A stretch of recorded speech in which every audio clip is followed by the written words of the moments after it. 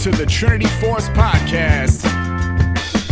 Yo, it's that Triforce cast beaming straight to your home. Grab a beer so we know Pwn ain't drinking alone. Send an email, a quick tweet, just pick up the phone. Leave a message, hit the beep if you're a creep, watch your tone. Discuss the meta game, patch notes, whatever helps your stats most. Obi-Pwn Kenobi is your last hope to snatch gold. So grab your headphones and join in the fun. We'll try enforcing some jokes and some cringeworthy puns. Yo, we can make it together, people. Trinity Force Podcast. These boys are second to none. Now that's the end of the intro. It's time we begun.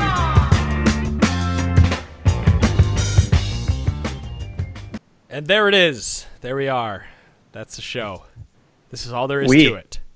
It's barely a we tonight. It's just me and Dom tonight. Sean, Mitch, Santana, Punch, and Todd all dipped out on us. Todd is predisposed. Yeah, he's unavailable for the foreseeable future here. We wish him the best. We hope to have him back soon, but that's it's life. Right. So then Sean was like, "Hey, I got school," and Punch is like, "I got ranked 5s," and Mitch, God knows what he's doing. Probably face down in a ditch somewhere. You should really get on Thallium for stealing a co-host for his ranked 5s team. I'm not really mad at it because it allowed us to bring other people in and allow other people to have a chance in the spotlight as well. But when the one-off where everybody and their brother drops out, it's unbelievable. Actually, I don't know. Has this ever the last time this happened was in the 80s? Yeah, we've done one kind of duo show where we had No Saying on. It was you and me who did that interview. Oh yeah. and we had the big reveal that what's his name, Zuna, was moving to the jungle and Smithy was going to AD carry. Right. And then the only other duo show the network has ever had is when Sotir and I did one back in the 20s or 30s. Yeah. Many years ago. So yes, and if you're out there watching, Shadow, I see you out there in Twitch chat. Thank you so much for watching the podcast live. If you guys aren't watching live, every Monday and Wednesday at 8 p.m. Eastern Daylight Time, you can check us out on twitch.tv/TForce Podcast. Well, we decided instead of calling up tonight, we had to give you a show because it is patch 7.8, and this may not be the same amount of discussion you guys are used to, but we're going to do our best. Actually, I think there was a two-man show a while ago. I think Tally and Punch did one or something. I think there's been a couple other ones, but anyway, just thinking about that. So, I guess we're just going to jump right into the patch. You ready, Dom? We'll do the best we can here. We're gonna give you the best show we can give. And that might not meet the normal standard that we set. Maybe we just don't have a standard that we've set, and in which case then I'm feeling pretty good. But I'm nervous. I'm not going to lie to you. I'm nervous about this. I will be all right. Good. It's a pretty small patch, thankfully. Relative to other patches that have been available to League of Legends. So we'll just start at the top. Why not, right? We're gonna start top lane. We're gonna start right there with patch 7.8 because Shen was probably the biggest champion hit out of top lane next to Nautilus, and they have done some things to his kit to try to roll back some of his power that he's had. And we'll start with Q, Twilight Assault. The empowered attack bonus damage has been decreased. It has been pretty gutted at this point. It was 30 to 110 against non-champions at ranks 1 to 5. It is now 15 to 40 against any enemy, but it deals double damage to monsters. So it still does the same amount of damage to monsters, but if you try to trade with somebody, you're doing less damage. Well, it's also, it's like a weird nerf buff, actually. It does less damage to non-champions than it used to, and still deals double damage to monsters, but even then it ends up being less. But now you have this flat amount of damage that you're getting against champions that you previously weren't getting, in addition to the target's max health damage that it's always done. Right. So, you get a little bit more trade damage and everything, and that's good for Shen, I guess. But, and their targeting is wave clear here. They just think, hey, he's really good at being in other lanes and just killing the shit out of minions and then showing up without even having to spend a summoner on it. So, Well, that's the big thing. A lot of people are bitching about this, but it really does. They're trying to hit that split pushing because Shen has always been known as the person who pushes the side lanes, can duel anybody or not die to anybody, and then teleport to a fight. And like you said, it forces the enemy to use teleport or have teleport available to deal with Shen. Otherwise, it's a 4v5. So we'll just jump over to Stand United, where the cooldown has been increased from it was 180 to 120. It's now 200 to 160, and the shield has been changed. It was a flat amount of 250, 550, 850. It's now 175, 350, 525, scaling up based on the ally's current health. So the more health, or the less health the champion has, the more shield they're going to get. I'm trying to find other comparable ults to see if he is just being unnecessarily punished here. And no, not really. They're trying to, I don't know. Everything I've looked at so far makes this the highest cooldown ult. Now, granted, he is probably going for a lot of CDR anyway, so. I mean, but he's still going to feel that. That's still some number of seconds. The difference between this and other global alts, and again, this is global, is that you get so much out of it. You are, one, bolstering your team in two ways. One, by showing up, and two, by shielding. And then, I mean, that's really what you're doing, right? At the end, it's three ways bolstering your team. Eventually, you show up, and then you're there to fight the fight, and you lose nothing for it. So it makes sense that they would start hitting Shen in this area, and I was wondering why they hadn't hit him this way previously, but I suppose they're moving into the mid-season update. They're a little bit worried about some of the tank items and whatnot, and the potential of Shen becoming too powerful. I mean, I think 7.8 is the patch they intend to play MSI on. Right. Maybe I'm wrong, but I believe it's intended to be the MSI patch. And they're looking at Shen because he's been such a high priority pick for competitive play for the reasons that they nerfed here. Like this, it unquestionably nerfs him, and the high MMR players are really going to feel this. But like in lower MMR, people were struggling to use him properly anyway. So in some respects, this doesn't change anything because like you still had to really, really know what you were doing on Shen, and odds are good that like it wasn't working out for you because your team didn't know how to use Shen. I really think that's I hate using that argument that you just used, but even though there's so much truth in it, the fact that the average player probably doesn't really see the difference in this, or will never, notice that these things are happening, especially the Q damage, right? Like being able to have more trade damage, but you're punished when you're split pushing. No one's going to notice that unless you're playing high MMR, and that's why I always hated saying that. Like where you, if you're good at a champion, you'll notice this. Like, I mean, that goes for every buff nerf, right? Like the people who are getting Shen's shield aren't going to notice that it's a lower value because odds are good you just didn't get a bunch of those and everything. It's not like Janna or Karma or anything where you're used to seeing those types of champions pretty regularly. Shen is that weird top lane exception with the global shield, and so who knows who he was going to pick to shield in a given fight. So the recipients aren't going to feel it, but Shen players might notice that it's a lower number. Sure. And they also changed Shadow Dash, where the width has been increased by 20 units and the energy cost has been decreased to 150 from 180, just making it easier to use and hit. I played a lot of Shen right after the rework, and I felt like the hitbox on that was, I'm going to call it deceptive. Like, it just didn't seem like it kind of matched up with what it was supposed to. Riot's little flavor text with the patch notes kind of acknowledged this at some point, and that's what this adjustment is really about, just so that using Shadow Dash feels, sort of act consistent with the model and everything. Shadow Dash has been a problem in the past, so I'm not surprised it took them a really long time to get around to touching this, but since they're hitting him so hard everywhere else, it's fair to give him a little bit of love somewhere. I'm okay with it at the end of the day. I really don't like seeing Shen in my games, or Shen in my competitive games, I should say. I don't really mind it if he's in a solo queue game, because it's give or take whether the person can view the map. But the champion that I'm glad they finally hit, and Dom, it was 2 weeks ago probably I asked you, when are they going to touch Nautilus again? And I think, or maybe it was longer than that. It might have been right around 7.6. I think it was. And they finally touched Nautilus. They have reduced his mana regen growth from 0.7 to 0.5, and they've increased the cost of Riptide from 40 to 80 to 50 to 90. And I think this is a step in the right direction, but I don't think it totally nerfs Nautilus or pushes him out of the top lane. He's spamming E, but that's really, it's the amount of I think part of his problem is the amount of shield he's receiving. on top of his wave clear. Like, he has really good wave clear, he can't die, and he has really good trade potential through the extra damage that W is providing. And I would be curious if they didn't see why they're not touching the like dot damage that he's receiving through W.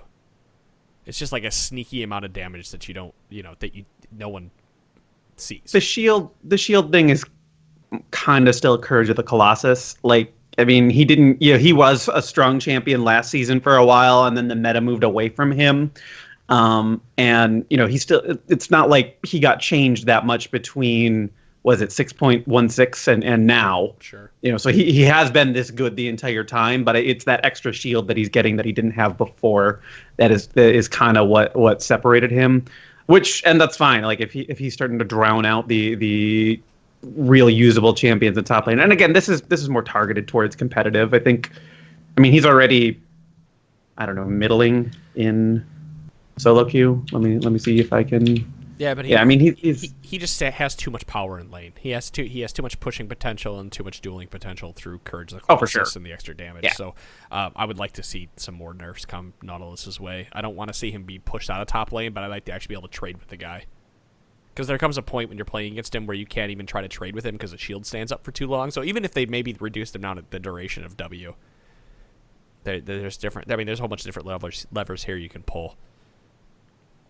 So that's Nautilus. That's all I got. Yeah, that's pretty much all I got. Galio, Shield of Duran, that's his W. The magic shield now properly recharges after he revives.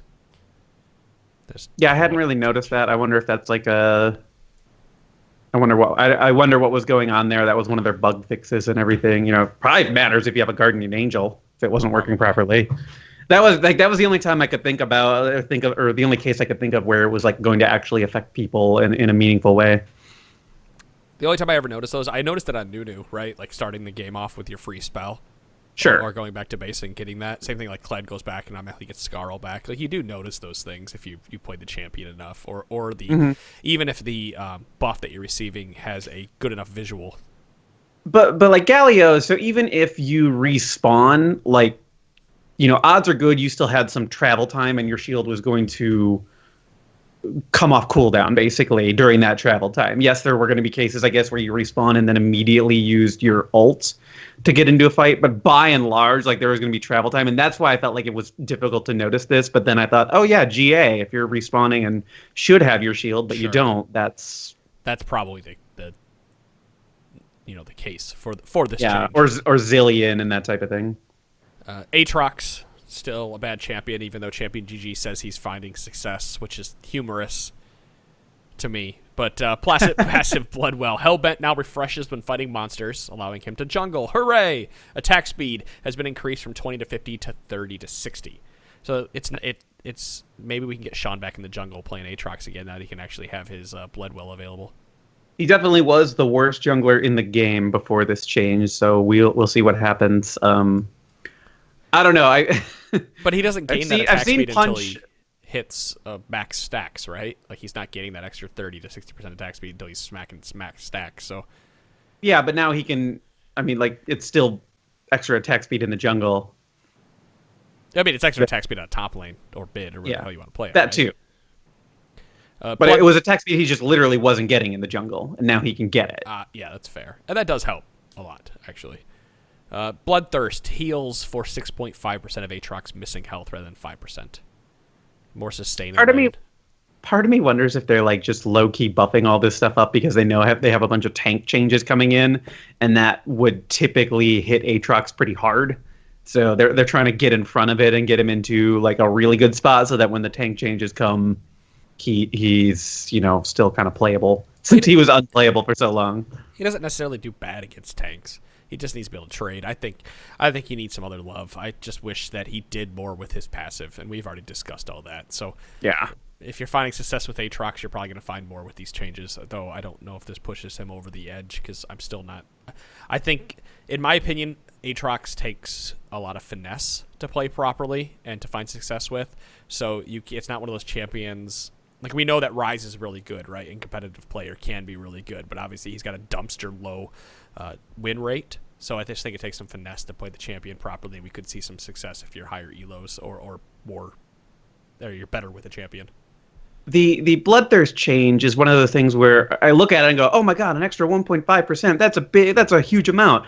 And then I realize like, no, it's an extra 1.5% of his missing health. And I didn't actually sit down and crunch any of the math, but I always forget how deceptive that percent of missing health stat ends up being, because it ends up being relatively small numbers in the grand scheme of things, unless you're just like constantly hanging out at really, really low HP. Sure. Excuse me while I type here, because I actually asked a question about some of these champions on the Riot forums, and they didn't reply to me. I was logging in to see, because I don't have any notifications. Bummer drummer. But all right, we'll continue, because the next champion we're gonna talk about is a Mumu. I asked. They have a red chat, ask questions about patch 7.8 today, and I asked if anybody had any numbers with what the change of Cursed Touch would be damage wise, and at what point are you gaining more damage, if at all. Which obviously I would think that you would gain more damage, because what they did is they changed previously. For those of you not in the know, Mumu was supposed to be doing 15% true damage, or anybody that did it was supposed to do 15% true damage when he applied his passive. Well, it got shipped so that it was actually doing 15% magic damage calculated after the damage reduced by magic resistance. And then Riot went, oh, he's actually doing really well with this buff, so we don't want to give him the extra true damage. Well, that's like, it wasn't. He was still dealing true damage. The difference is that the bonus was applying after the damage was like after resistances were accounted for. I thought so he it wasn't was doing true damage though. That was the thing. Like no, he was, but they called it basically true. They called it basically magic damage because the resistances were already being taken into account, and true damage is supposed to ignore resistances. Sure. So instead of so if you were Ari and you landed her Q, and she's a bad example because she deals true damage on return. But that first hit of Q would have been 15% of whatever that hit was after it accounted for the target's magic resistance. Okay. And then it would have been 15% true damage, but that's basically just 15% bonus magic damage. Sure. And so what ends up happening here is that against tanks, Amumu's passive is now going to be a little bit better because it's dealing. Yeah, I mean now it's down to 10%.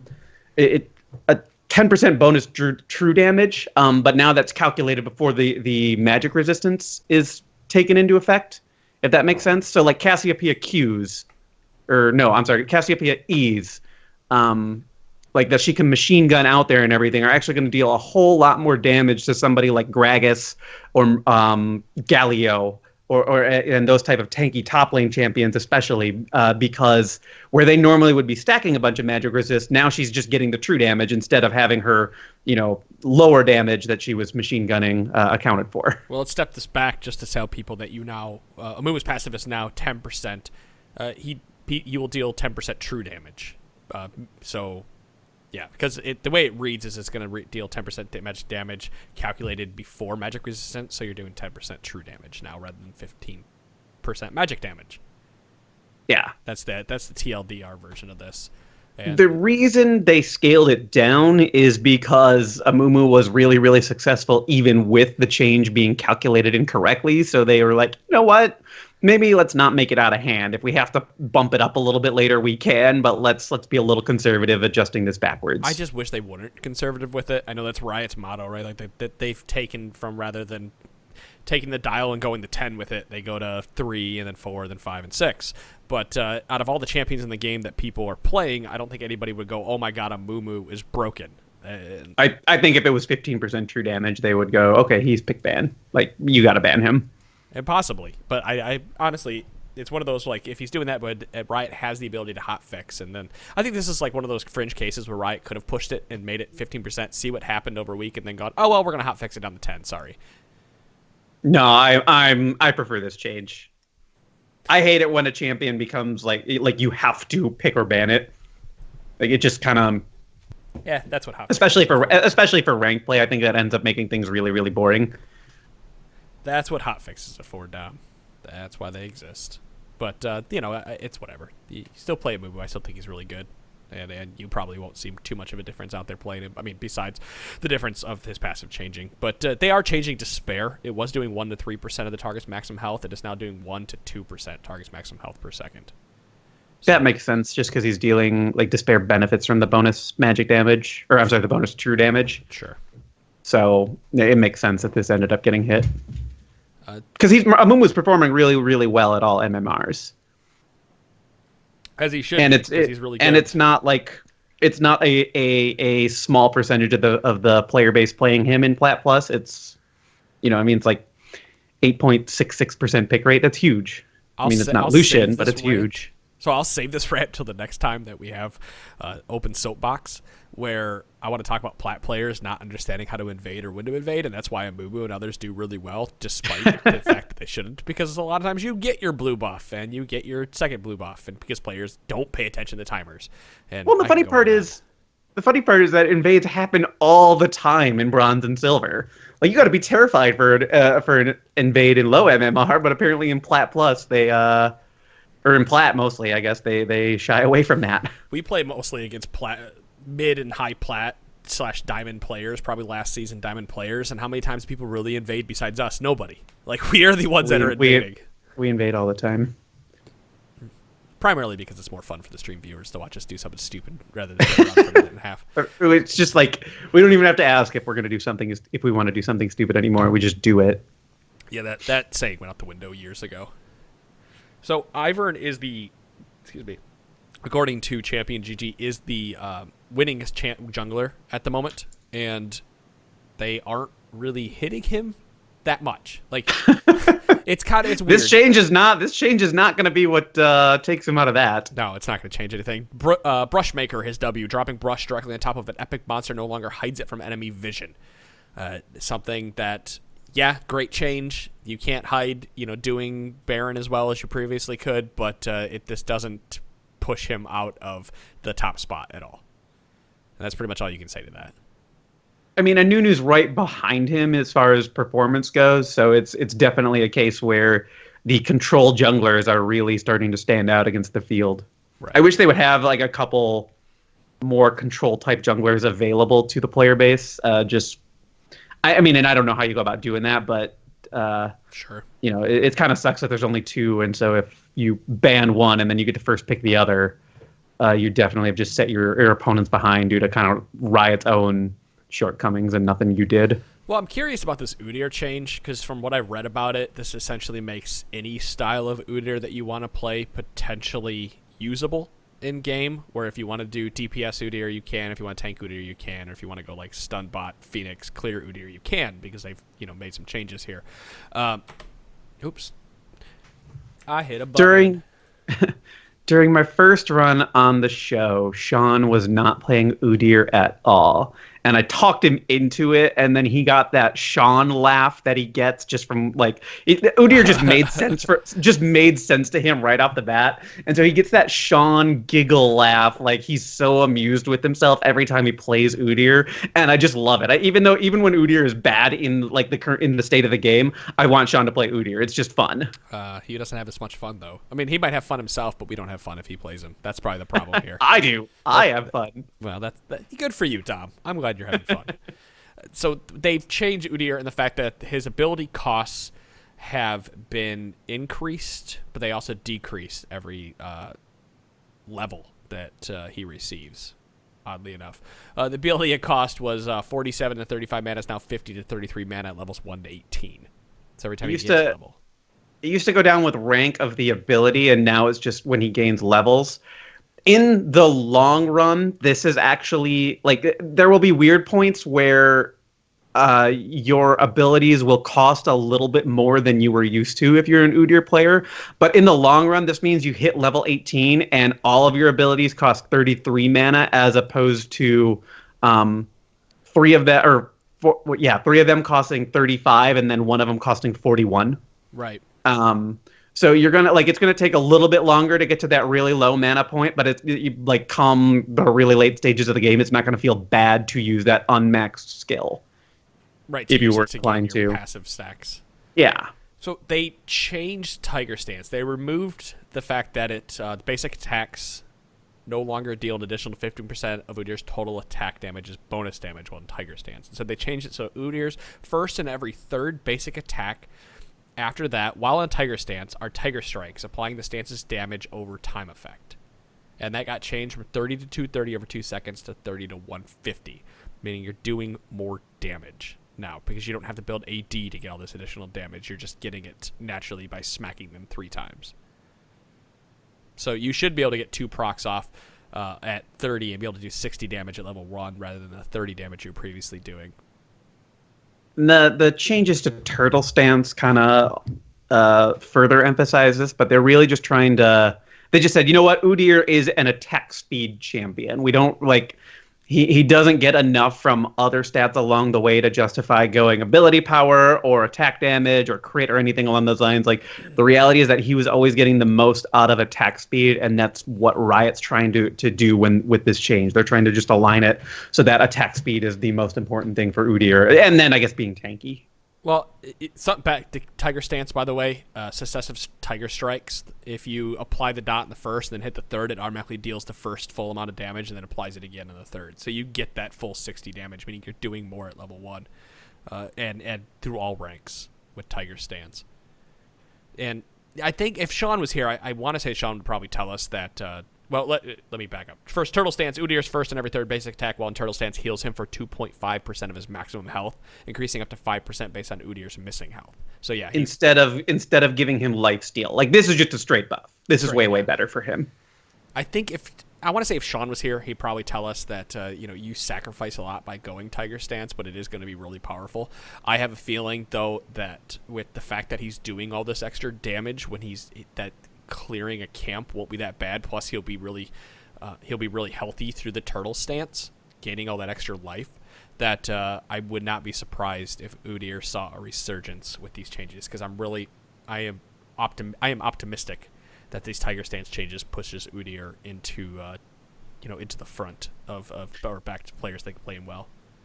Tiger Stance was definitely a common max skill. I don't want to say it was the only one that was being really successful. I guess I can use Lolalytics to figure that out.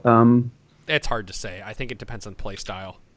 Yeah, but I mean, it wasn't that. It certainly wasn't that Tiger Stance previously was bad. It's going to be different now, that's for sure. I mean, it looks like Tiger and Phoenix are really just the only ways people are going. Well, so long as you have blue, you'll be clearing camps real fast with Tiger Stance now. Because you can just keep reapplying Tiger Stance and getting that first and third basic attack to continue to do burst damage to him. So I don't see why you wouldn't go Tiger Stance with this. This pushes DPS Udyr or damage Udyr pretty far in the forefront.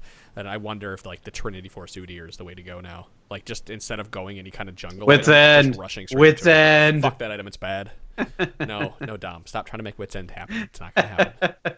I irrationally love that. Like, I honestly can't tell you why I love that item. It was like the Udyr item way back in Season 2, but it's long since past that point. But nope. Straight in the Trinity Force Udyr. Give me my jungle item for some slows. Fuck my smite. We're just going straight for it. Or fuck my enchantment. We're just going straight for Trinity Force now. That's Sean's type of champion, man. Sean builds Trinity Force in every champ. He builds a fucking... He really does. He really does. Well, speaking of Nunu no longer gets a second passive visionary passive after recalling. So, another bug fix there. Yeah, big deal. That's not what was making Nunu strong. I'm going to be honest with you. Right. Just here, you don't get your free stuff, and probably not that many people were abusing it. It's just something they saw and went, oh, we're going to change that.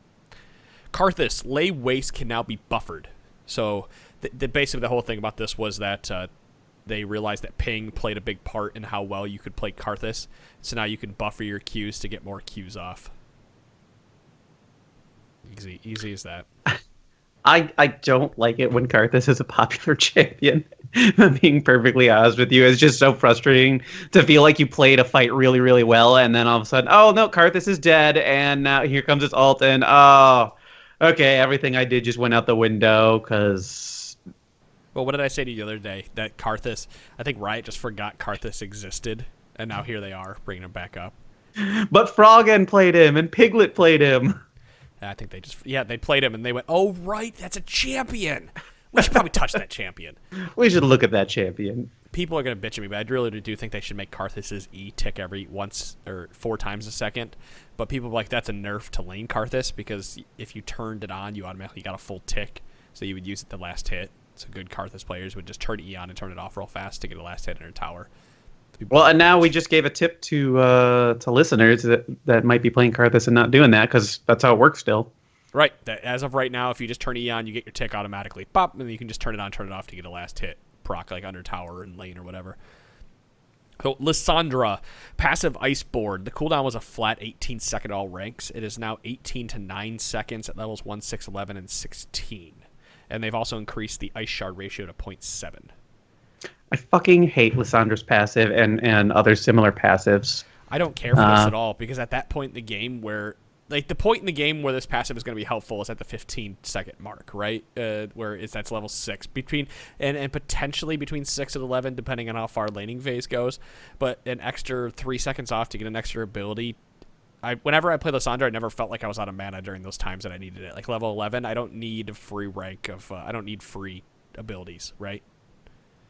That's what I hate about this passive, is that she ultimately just pays for it in her base mana regen stats. When she first came out, I looked at that, and I even brought that point up on our Champion GG, or I'm sorry, GG Chronicle article. But she pays for it in her base regen and everything, because she gets this free spell cast every few seconds and for killing shit. But like, I just think that's a shitty mechanic to build into a champion's kit. Give them an actual interesting passive instead of something that punishes them on the base stat fronts to give them something they're supposed to, quote, play around. Yeah, it's boring. I don't really care. Yeah. Overload on Rise. The cooldown reset now occurs when Rune Prison or Spell Flux are cast rather than when they hit their targets. Again, going back to the thing I had to say, making good Rise players better. Essentially. Or punish, or changing it so that good Rise players on the far side of whatever country, don't get punished for sure being far away from the server. Rejoice Rise players. And Rejoice bot lane. Malzahar, base stats. The Voidling's armor has been reduced to 18, and the total health has been reduced to 2 from 3. The Voidling gold reward, however, has been reduced to 5 from 10. This doesn't hurt mid lane at all. This does hurt... It hurts mid lane, but mid lane's been hurt by all of the changes that keep being targeted towards support Malzahar. And on the one hand, I sympathize, and on the other hand, you guys... mid and top laners did this to Lulu for a really long time, and it was only recently that she started getting some love. So this is kind of your just desserts in that regard. But Riot has very recently said they're not a big fan of support Malzahar. Neither am I. I really just don't it's not fun to play against. It's not fun to play against. I don't mind playing against traditional supports, right? Like Lulu or Leona or something. Like, I know that Leona is going to do this to me, but there just comes a point where Leona's going to either... if I'm playing against Leona, for example, she's going to all-in engage me. If I'm playing against Malzahar, I have to worry about being poked and then all-in engaged at the same time. That's not the type of playstyle that I want to play against. You shouldn't have the best of both worlds. Well, even Brand, who got played at Worlds and everything, but by and large is a pretty unconventional support in most respects. Even Brand, you at least have to, you can dodge his skill shots and everything. Malzahar has a point-and-click ability, and then another one that creates minions that just run at you. He doesn't have to do anything. And that just ends up being really unfun to play against when he's not trying to do other things in the lane and use his abilities to do anything other than harass. And he can just sit and brush and... not be right clicked on, and so he can dodge skill shots and all that type of shit, because he's got that, and then he's got his free damage soak from the shield. Right. Well, and the last one here in the list is Lucian. Piercing Light now costs the correct amount of mana. I know there was some... I wonder if this fixes the bug where Lucian's Q was not... There was something like Lucian's Q wasn't costing 50 mana, and you could get more than one off when you were low, or there was some kind of weird bug that you could run to. I saw it on Reddit, and I can't remember exactly what it is now. But they're just fixing some weird interactions. Yeah, this is not why Lucian's really strong, but this... I don't know. If it was weird interactions that were hurting him, dear God... It wasn't even hurting him. It was actually making him better. But it was like a weird interaction where... Oh, shit, what happened? I think he got the mana to cast Q when he shouldn't have had the mana because he was I don't know if this is the exact bug fix, but I want to say he was at like 51 mana and the ability cost 50, and he shouldn't have had the mana, or the ability cost 50 mana or 51 mana, and he had 50, but he could still cast it. I can't remember the exact. Somebody else out there could tell me. There was something weird where he was able to cast a spell and when he shouldn't have been able to. Okay. I know I'm throwing all these weird things out. I just can't remember the exact. I mean, this happened. doesn't suddenly make Lucian bad. No. He's the third winningest AD carry in the game with a whopping 43.79% play rate. So I've taken to banning him. Like, no champion who's getting played that much should still have such a sky high win rate, in my opinion. So I'm just like, I don't want to deal with that. If my AD carry doesn't offer him in Champion Select, I'm like, fuck it, get that guy out of here. Also, something to mention is that Storm Raider Surge now has a louder visual effect when it activates. So you should be able to tell when you have Storm Raider Surge or somebody is using Surge against you. There's something to throw out there. For those players who are playing into the Storm Raider Surge, a lot of top and mid assassins are running that ability right now. So that's the Summoner's Rift notes. Do we want to hit the Twisted Tree Line and Howling Abyss stuff, or do we want to move on to other topics here? I don't know. If you care about... Here's what I'll say. If you care about Howling Abyss, go read the notes because they're trying to make the games faster, and they've removed a bunch of stuff. I'm not going over them because it's not worth my time to try and figure out what happens. I just play Howling Abyss, and then I accept it for what it is.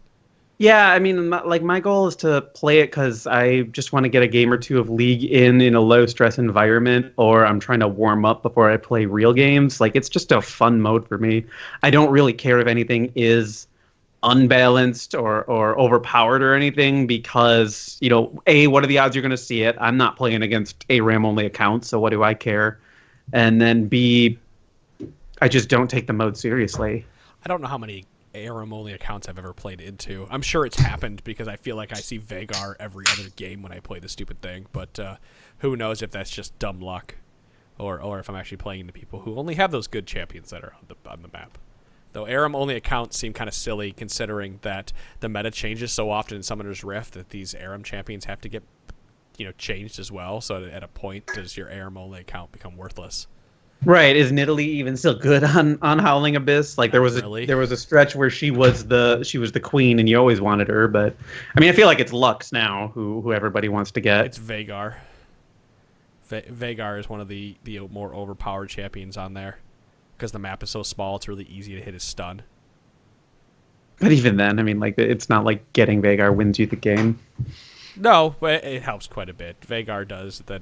There's other champions. So I guess Sona does really well. Obviously, anything that... Even though the healing has been nerfed on that map, anybody that heals like Soraka is still overpowered because healing is... I'm not sure I've ever lost a game when I was Soraka, just because... Right. I've lost a game as Nami, but that's only because we've had... You just play and you have 580 carries in Nami, and you can't really trade into the Blitzcrank Vagar. Yeah, just bad luck. But that's Aram. No, I don't think there's anything else here, and... I kind of want to save the other topics we have in the document for the other people that are going to join the show. Yeah, I only threw them in because it was a short patch and or a small patch, which meant a short episode. So I didn't know what we were planning to do. But well, I can without the other assholes here, we there's a lot less arguing going on. Yeah, right. And that's so the other discussion we have is how to pick a support. And I do think that having other people in here would make that a better conversation because if not, it's going to be kind of one-sided where Dom tells us, this, and then I put my thing in it. There's no arguing here or any counterpoints. And I think we're talking out of bot lane, and we would probably have the strongest opinions on that anyway. But hearing this perspectives of what our top laner and mid laner, would want out of a support pick, I think would be really important and good to have. You didn't transfer him over. I gotta go find him now. Transfer what over? I wanted to read the reviews. Oh, that's because I thought we read them last time. I did not read them, but I found them. Hey, let's read some reviews, guys. If you want to go out there to iTunes, you can go find us out on Apple Podcasts. You can also find us on Stitcher. I don't read Stitcher reviews, but please feel free to leave one if that's all you have. I will read iTunes reviews, though. So I love hearing your feedback, and I love sharing it with people. I have 2 that came in over the last few weeks. Again, go out there, find us, Trinity Force Podcast. Leave us a review. Let us know what you think. If you have some like really scathing, incredibly bad opinion of the show and you feel like it would be helpful for us to hear it before you post it to iTunes, feedback at trinityforcepodcast.com. But you do you, and however you want to do it, you do it. Lol Ferry writes in, been listening for only about a month now, but I'm enjoying all the podcasts. It's a great way for me to pass the time as a delivery driver and helps me improve on my game mentally. It also keeps me up to date with the game and is an easier way to understand the patches. Also, I really enjoy the podcast with Chris, and hopefully you can get Weldon on sometime because those guys are extremely interesting to listen to and are doing what I want to do one day. Anyway, keep up the amazing podcast and make sure Dom is actually sitting down listening to this one. Love you guys. 5 out of 5. Right here, I'm sitting down. Had to. How awkward would that have been if you read that and I wasn't here for the show? Well, that would have been. I wouldn't have read it unless you were here. Oh, okay. Yeah. I feel like we have a number of truck driver fans. Yeah, we used to have Luke the truck driver. I guess that makes sense because if you're on the road a lot, like at a certain point, you've heard all the music there is. I know that when I drive every day, I listen to the radio. I always listen to talk shows, so I listen to a lot of podcasts too. I like them when I'm in the car because it makes me feel like somebody else is in the car with me, and it's nice to have a conversation while you're driving to pass the time. How long is your commute? I mean, we got time, so let's just about 30 to 40 minutes, depending. Oh, okay, so yours is like yours about as bad as mine. It's about long enough to listen to a podcast, and I can finish whatever it is when I get in.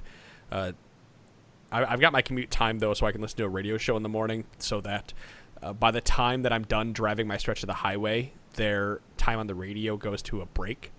Does that make sense? Because they talk for 15 to 20 minutes. So yeah. My stretch on the highway is about as long as they're talking for, and then I don't mind it when I go to a commercial when I'm off the highway because I have to pay more. I hate to say it this way, but I have to pay more attention when you're around lights and everything else. You know what I mean? No. Cruise control on the highway. You got some auto senses, that type of thing. I found a good station that just does the right blend of talk show antics and actual music being played for me. Yeah, but you're a music guy, right? You like the... I like music a lot. So. Toon Judge writes in, came for patch notes, stayed for Punch singing the Cowboy Bebop theme song. All jokes aside, I was never much one for reading patch notes, and I feel like that aspect of this podcast alone has helped me be more involved and become better at the game. Love hearing the different perspectives the guys have in Champ Rune meta changes, and will continue to listen. 5 out of 5.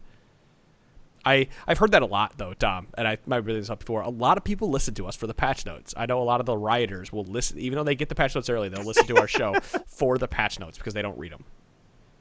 It's funny because these are Sean's least favorite episodes, and it's just because Sean, by nature, doesn't like things that are predictable.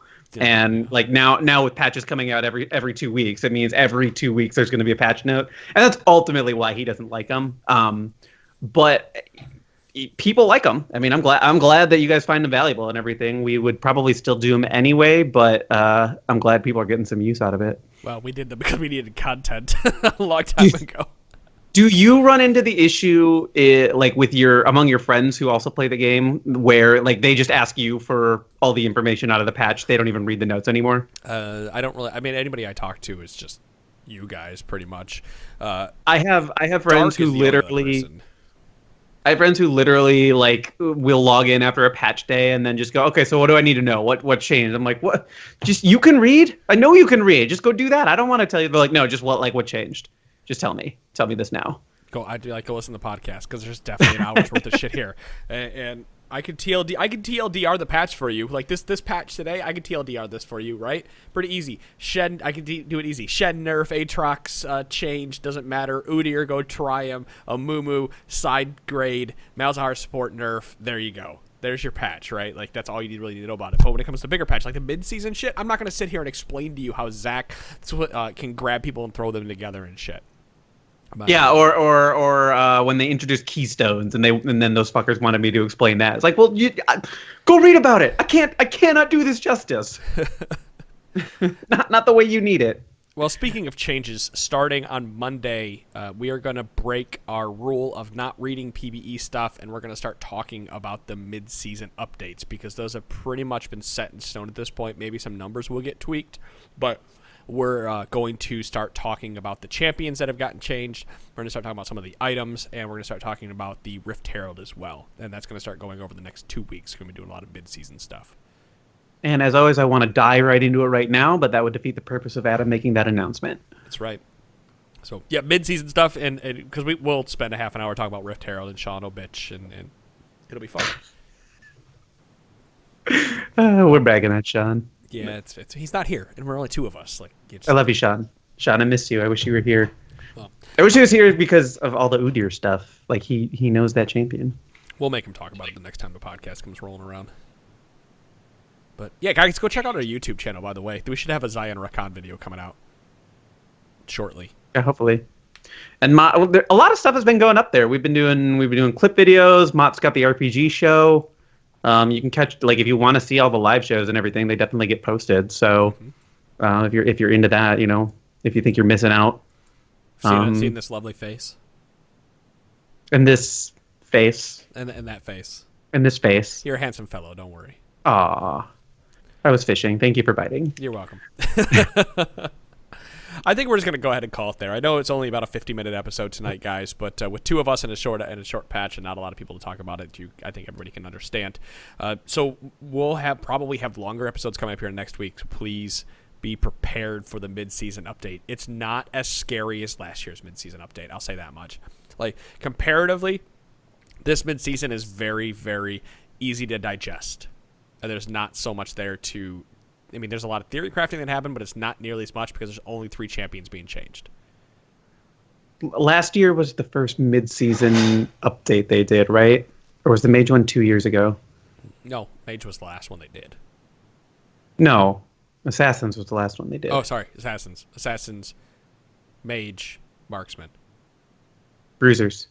Or Juggernauts. Juggernauts was the first. Yeah. Right. And then they did Marksman. Then they did Mages, and now they're doing tanks. And don't forget about the Assassins. And we're somewhere. They touched a lot of classes. And every time along the way, they touch supports, even though they haven't done a full support class rework. Right. Yeah, so this one, it's just humorous that they're only touching 3 champions out of all of this. Like, Amumu is not even being touched, but I suppose he got his mini changes. They're probably in a good spot, though. They don't really... I'm a fan of taking the approach of just doing smaller change, like those small scale changes, just throughout normal patch cycles, as opposed to dropping a whole bunch of stuff. I like this change, or I like this approach to the mid-season update. I prefer it when they change the champions. They did it with the mages, or assassins rather, where, like, kind of like Vel'Koz, right? They changed Vel'Koz, but they didn't change the core of Vel'Koz. Vel'Koz is not an assassin. No, but he was a mage. Sorry, I know I was saying mage assassin, but like he's a good example, and so is Brand, where they tweak some things the way his kit works, but they didn't take away his identity at all. And they're kind of doing the same thing with these tanks, right? Like Zach, for example. They're just changing a little piece about him. They're not taking away so much what he does. They're just upgrading it. So you don't feel bad when you get the game. You don't go, this is the new champion. You go, okay, this is just the new way to play the champion.